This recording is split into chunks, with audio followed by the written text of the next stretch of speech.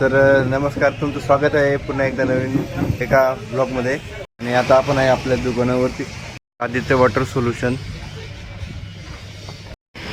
तर हे दुकान आहे.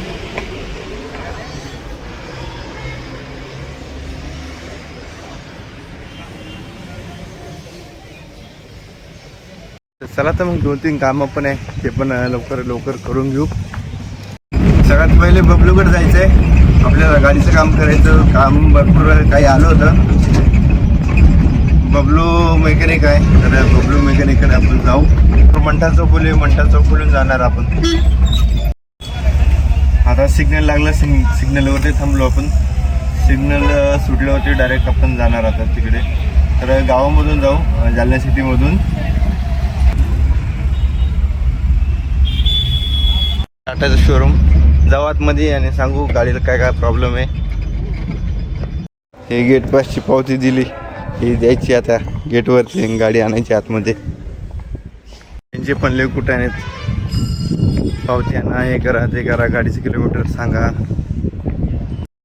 आता आले बबलू भाई, हे आहेत बबलू भैया. आता बबलू भाईला लवकर काम करायला लावू. लाईट वगैरे चेकिंग करत आहेत.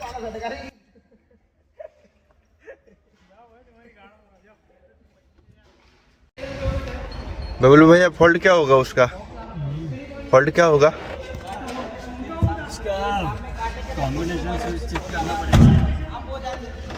चेक कराया हाँ, बल्ब चेक कराया.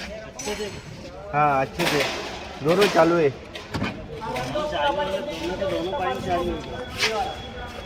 पॉइंट का पता नहीं, लेकिन बल्ब चालू आहे.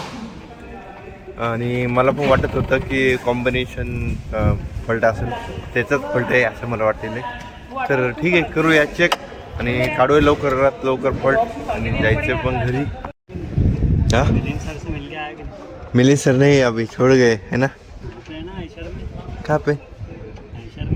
ऐशर में. बरं झालं, लवकर नंबर लागला. आता चालू आहे लवकर कामं. दोन्ही पण हेडलाईट चांगले आहेत. अप्पर पडतो, डिप्पर पडत नाही.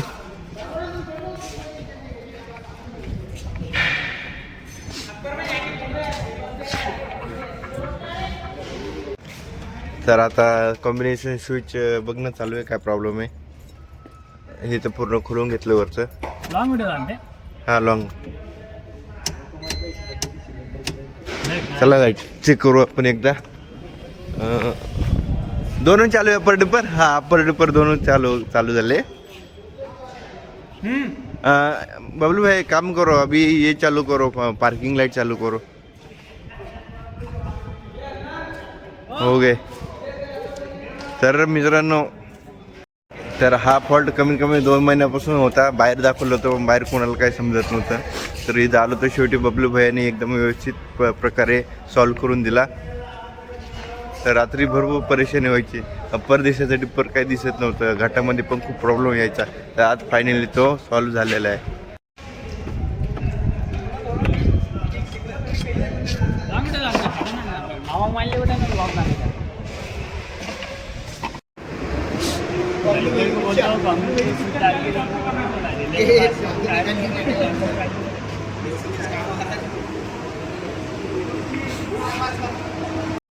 और बबलू भाई, और एक प्रॉब्लम आया था, गाड़ी झटके मारती.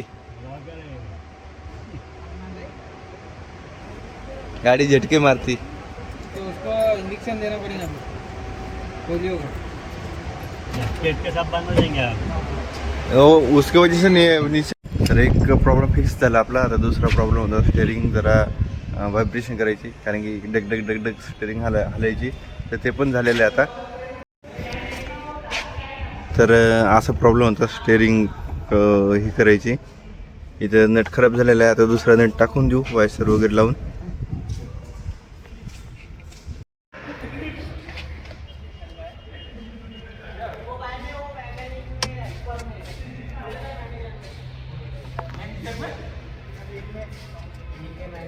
गाडीचं काम झालेलं आहे. ऑफिसमध्ये बसलो, आता गेट पास घेऊ आणि जाऊ बाहेर. सध्या नाही कोणी. ते आले की पहिले गेट पास घेऊ, मग बाहेर जाऊ, मग जाऊ आपण आपल्या अंबडला. गेट पास मिळाला. तर निघू, चला मग.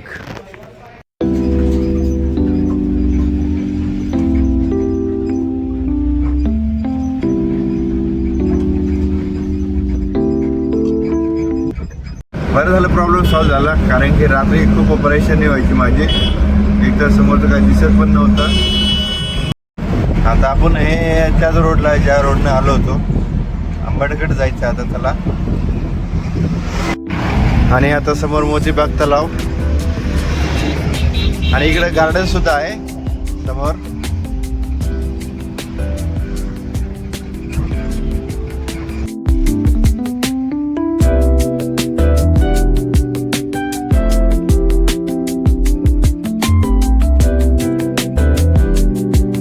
तर आता इथं मस्त फिरायला जागा आहे त्याच्या संध्याकाळी.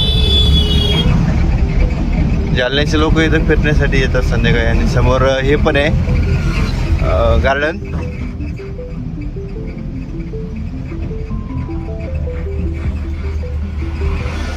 तर आता आलंय गार्डन.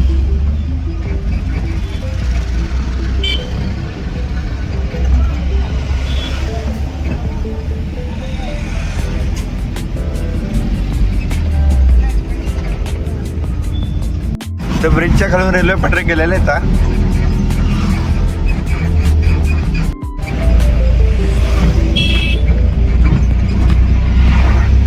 आणि ही मेन अंबड चौफुली आहे.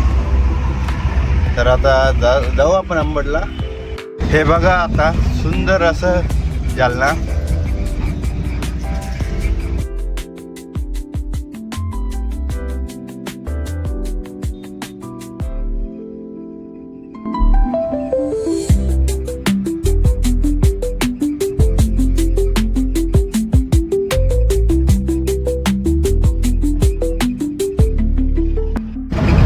तर जालन्याहून अंबड 35 किलोमीटरचं अंतर पण दुरून.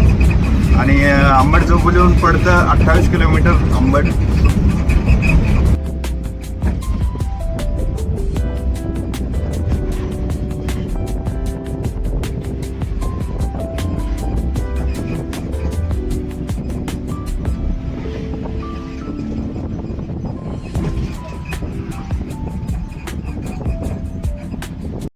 मी आलो आता अंबडमध्ये. हे आमचं अंबड.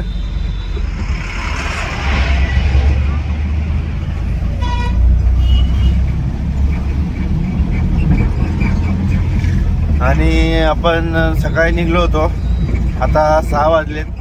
6 वाजता पोहोचलो अंबडमध्ये. तर बरं झालं, जाऊ द्या, बाकीचे काम झाले आपले.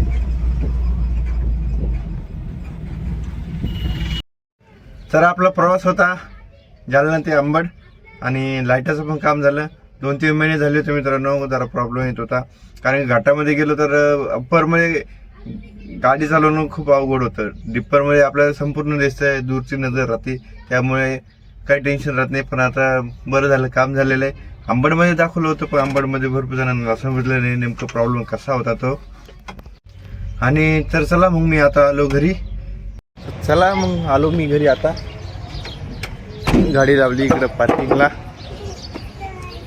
आणि मग आपण भेटूया आता पुढच्या व्लॉगमध्ये.